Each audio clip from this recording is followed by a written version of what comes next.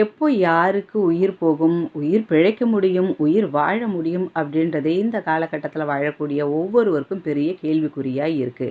இங்க பாருங்க, இன்னைக்கு நடந்த நேபாள விமான விபத்துல 19 பேருடன் புறப்பட்ட விமானம் தீப்பிடித்து எரிந்த சம்பவம் பெரும் பரபரப்பை ஏற்படுத்தியிருக்கு.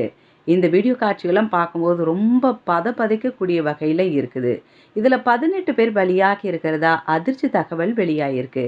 நேபாளம் தலைநகர் காத்மாண்டுவில் உள்ள திரிபுவன் சர்வதேச விமான நிலையத்திலிருந்து பொக்காராவுக்கு சௌரியன் ஏர்லைன்ஸ் விமானம் இன்னைக்கு காலையில் 11 மணி அளவில் புறப்பட்டிருக்கு.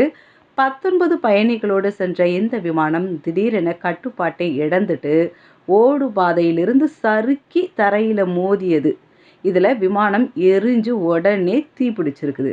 முதற்கட்ட தகவலின்படி விமானத்தில் பயணித்தது 19 பேர்.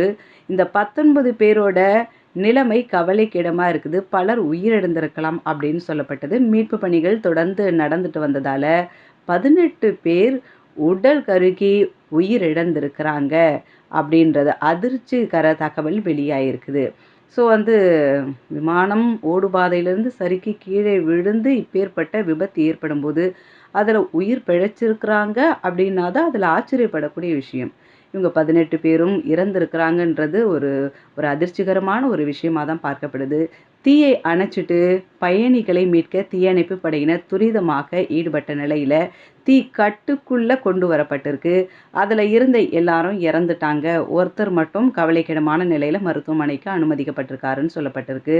விபத்து நடைபெற்றதை அடுத்து திரிபுவன் சர்வதேச விமான நிலையம் மூடப்பட்டிருக்கு. இந்த விமான விபத்து குறித்து காவல்துறையினர் விசாரணை மேற்கொண்டு வராங்க. புகாரா நோக்கி சென்ற விமானம் புறப்படும் போது ஓடுபாதையில் இந்த விபத்து ஏற்பட்டதா தெரிவிக்கப்பட்டிருக்கு. நேபாள நாட்டிற்குள் உள்நாட்டு விமானங்களை இயக்கும் சௌரியா ஏர்லைன்ஸ் மூலம் இயக்கப்படும் விமானம் இது. விமான விபத்தில் இறந்தவர்கள் எல்லாருமே விமான ஊழியர்கள். 2 பணியாளர்கள் மற்றும் 17 டெக்னீஷியன்களுடன் போகாரா நகருக்கு பராமரிப்பு சோதனைகளுக்காக போயிருக்கு இந்த விமானம். பலத்த காயங்களோடு மீட்கப்பட்ட விமானி அருகில் இருக்கக்கூடிய மருத்துவமனைக்கு கொண்டு செல்லப்பட்டிருக்கு. 19 பேர் போயிருக்காங்க. அதில் 18 பேர் இறந்துட்டாங்க. ஒருத்தர் இந்த விமானி, இவர் கவலைக்கிடமான நிலையில் மருத்துவமனையில் இருக்கிறாரு. விமானம் ஓடுபாதையின் தெற்கு முனையிலிருந்து புறப்பட்டு கொண்டிருந்ததாகவும் மேலே கிளம்பும்போது ஆகாயத்தின் மேலே கிளம்பும்போது திடீரென விமானத்தின் இறக்கை முனை ஓடுபாதை தரையில் மோதியதால் உடனடியாக விமானம் கவிழ்ந்திருக்குது.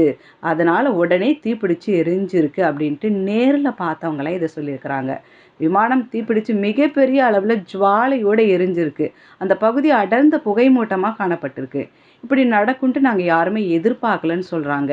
அது மட்டும் இல்லாமல் அதிர்ச்சிக்குள்ளாக்கிய இந்த விமான விபத்துக்கு அநேக அரசியல் கட்சி தலைவர்கள் இரங்கலை தெரிவிச்சுட்டு வராங்க.